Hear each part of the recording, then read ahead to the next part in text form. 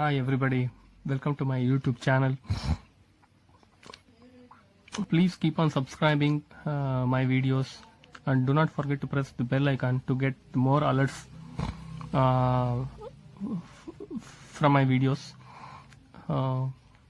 Please keep on watching my videos to get more knowledge on the industrial system and about the technical topics.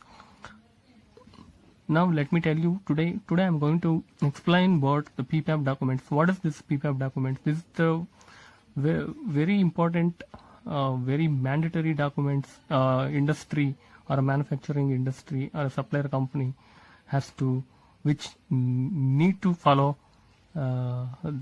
these rules or this condition. So come, let us understand what is exactly PPAP is. How this works, what and all it contains, and why it is so mandatory. PPAP documents. So what is PPAP?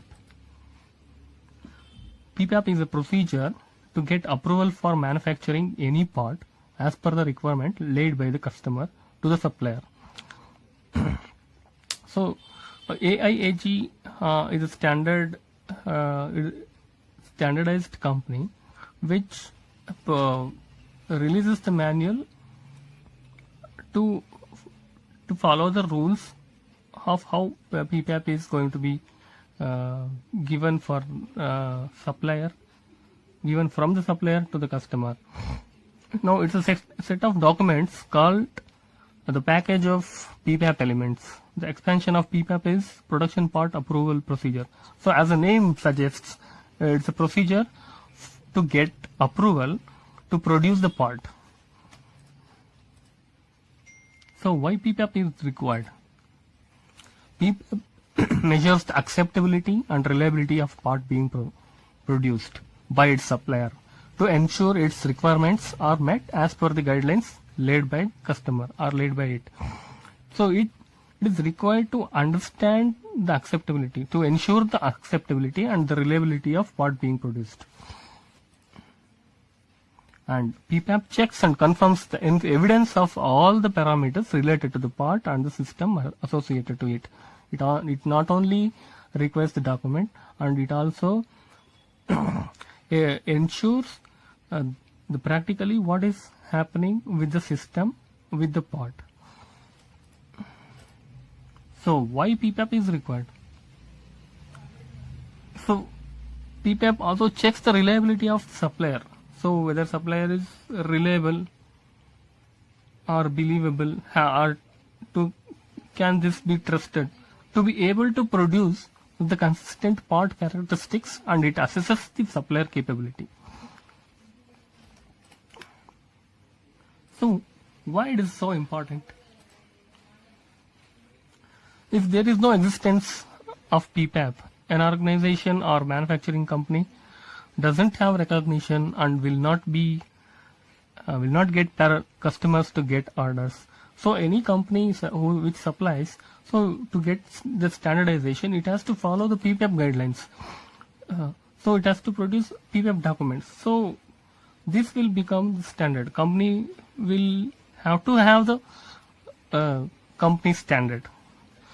PPAP is a standardized document laid by AIG, Association of Automotive Engineering Group. So let's check one by one the PPAP checklist. The first and foremost thing is design records. The supplier shall have a copy of the current part drawings and engineering standards required to manufacturing the product. So the part drawing and the engineering standards associated to it should be submitted. So this is an engineering drawing. The name of the part is 1300 series soft air filter. It should have got the current release date. So the latest release is revision 1. The date of submission is this one. So it should have got all the dimensions and should have got the notes as per the engineering drawing. Also, the drawing shall have balloons numbered according to the geometrical characteristics. So this should also be submitted. Next is authorized engineering changes. The supplier shall have any authorized engineering change documents not yet recorded in the design records but incorporated in the production part. So that needs to be submitted. Here customer hasn't asked for any authorized engineering changes and it has not been incorporated in the current design. So that is not applicable. So this has not been sent to supplier. Next is customer engineering approval. So where specified on the design records, the supplier shall have evidence of customer engineering approval. So customer here is not going to design the part, so he hasn't approved. So here design maker is supplier itself. So customer hasn't approved for the engineering changes. So this document is not applicable here in the PPAP element. Next I'll go to design FMEA. Supplier is responsible. So he shall have a design FMEA. So this company is supplier to some customer. So it has got the own design FMEA. So in accordance with QS 9000 3rd edition. So we look into it. So this is called failure mode and effective analysis. This belongs to the design of the part. So that is why it is called design FMEA. So it has got the team when the key date was initiated, when it was initiated, what are the customer class, and what is the team detection scale. All these things it has been included. So item function, what is the function? For example, I'll show meet initial pressure drop requirement of 150 mm of water column at 19 meter cube per minute. So what is the potential failure mode? High initial restriction at 19.1 meter cube per minute. So failure mode, potential effects of the potential failure has been given here. So what is the class? It is a major class because the severity is more. So potential causes and mechanism of failure. So what could be the cause for this failure? Next, what is the design control? It has got radial seal design, for example. So what are the current design controls for the detection? Sealing test after temperature extreme. So these are all the examples of it. So the format has been explained. Next, the process flow charts. So it is in short it is called as PFD, process flow diagram. So the part name and the line and the part number has been mentioned here. So document number is also mentioned here. So revision number, if anything, is there. Currently it doesn't have any revision. So revision number is given as 00. So it has got a process name, operation name, process and operation description. What is the incoming source of variation it has to have, and the process flow, how exactly the process goes. So it is an inspection, it's an operation, it's an inspection. The markings have been given here. These are all the logos. So transport is given in this way. So the part is zipped here. So inspection has been done. So then it goes to storage area. This is how actually the part or the process goes. So this has to be explained in a simple flow chart manner, a drawing.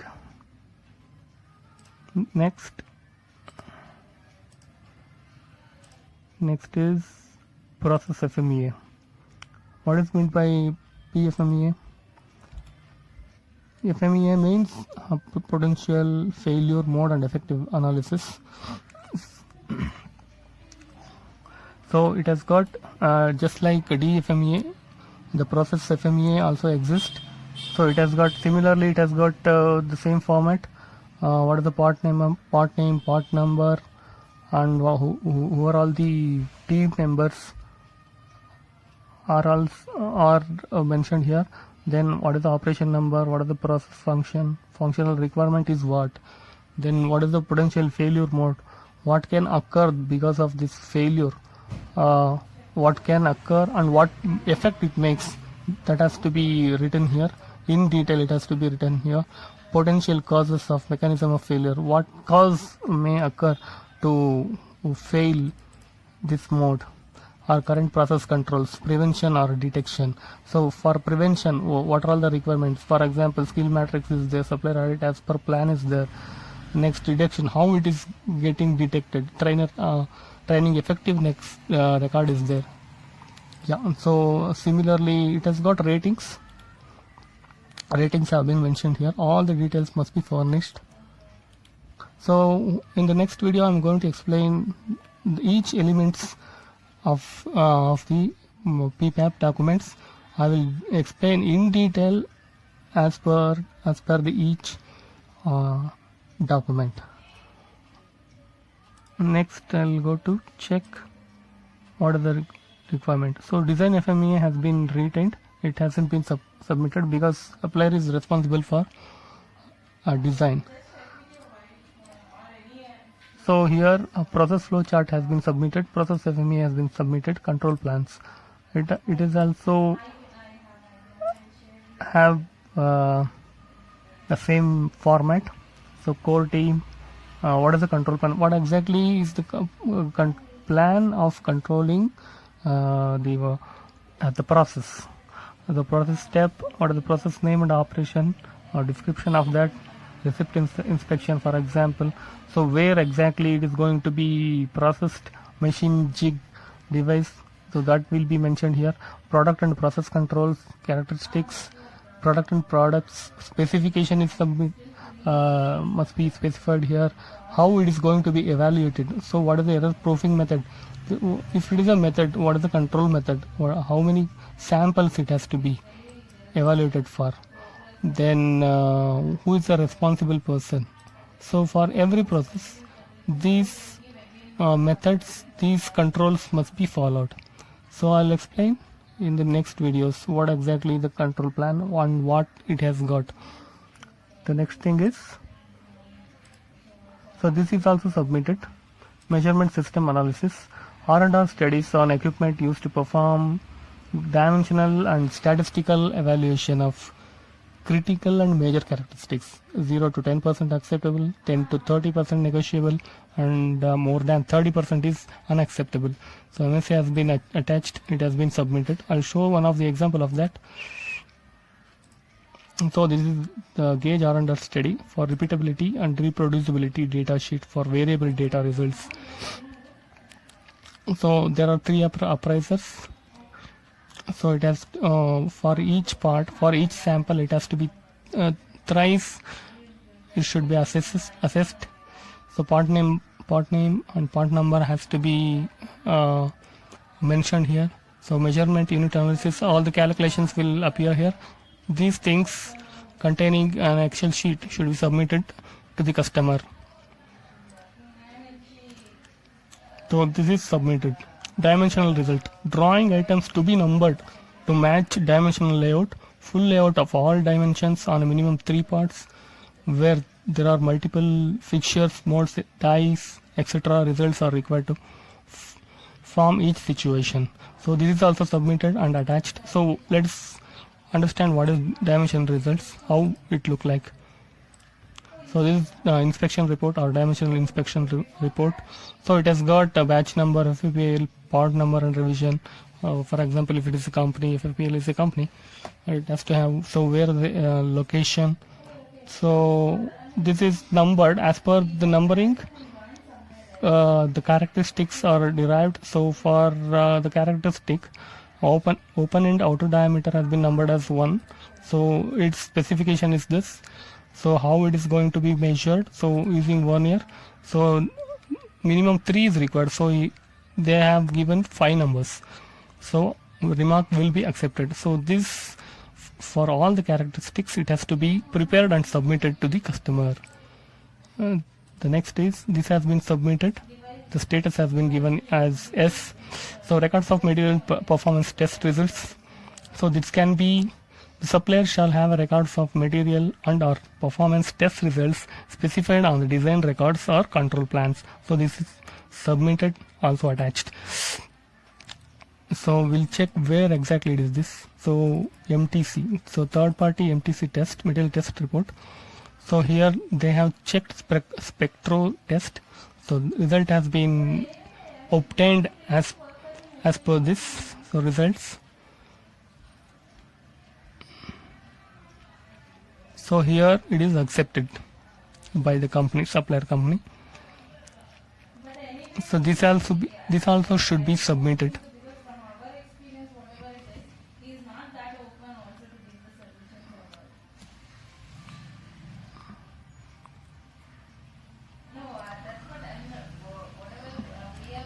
Next, so this is submitted. Next is initial process studies. So before giving it to production, so what are all the initial process studies? So process capability study has been done for the major characteristics. So average X chart, range chart, all these things have been given. So here the major characteristics of the part is pleat height. So that has been made. So for this, process capability has been studied. So sample checking has been done. And CPCPK value has to be shown on this result area. So this value should be known to the customer. So that has been submitted. So qualified laboratories documentation. Suppliers shall have documentation showing the laboratories used for evaluation of the measuring instrument. So this is submitted. It's a list of the laboratories. So accreditation given by NABL. Certification number has been given. So valid till when. So laboratory name has been given. So all it should be accredited by NABL. So this list must be submitted to the customer. So this is submitted. Appearance report. Here appearance report is not required. Component doesn't have any color requirement. Component appearance, paint, color, surface treatment. It neither undergoes surface treatment and nor it has got color. So here it is not required. So status has been given as not applicable. Sample production report. So 300 numbers of production has been done. This has been intimated to the customer. So that has been given as yes. The supplier shall provide sample production parts as requested by the customer. So how customer wants, in the same way production samples should be given. So master sample. Supplier must retain the master sample and complete a record of the measurement findings. These samples and records must be kept for the length of the time the part are current plus 1 calendar year. Master samples are retained. It hasn't been given to the customer because master sample is retained in order to compare the current parts and to judge whether the produced parts are correct or not. So master sample should be retained. Next is checking gates. List of gauges, fixtures, templates, milers, etc. specified as per the checking and testing process. Suppliers shall provide for preventive maintenance of the checking aids for the life of the part. So this has been submitted. I'll show the list of checking aids. So this is the master list has been made. So coding thickness gauge, feeler gauge, trimos, dial thickness gauge. These are all the gauges or measuring instruments which are being used in the supplier end. So this has to be submitted. So submission has been done. Attached part submission warrant. This is very important document. Cover sheet for PPAP general information and signature, completed by the supplier indicating reason for submission to be signed off by SQI engineer. So this has been attached and submitted. So it has been signed by SQI engineer.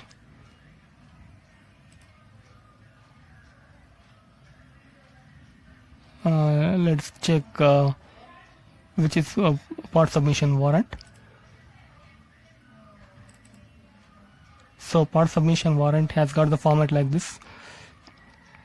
So it contains a part in all part informations. So what is the organization name, so what it manufactures, customer submittal information it has got, so what is the name or division it has to be provided. So it should the main thing, what is the level of the PSW, that needs to be mentioned here level 3, warrant with product samples, complete supporting data submitted to the customer. So any polymeric parts identified with appropriate ISO marking codes, if it is available, it has to be ticked as yes or no, or if it is not applicable, so it has to be ticked with an not applicable box. Next is submission results. All these things must be summarized, list. So finally, affirmation, a declaration has to be given. I affirm that samples represented by this warrant are representative of our parts. So and so many numbers per this 8 hours, that has to be mentioned. So is each customer tool property tagged as numbered, organization authorized signature, so signature has been done. So email has to be mentioned over here. So here there are 2 customers, one is production department, another is quality department. So both have signed here. So this has to be submitted to the customer.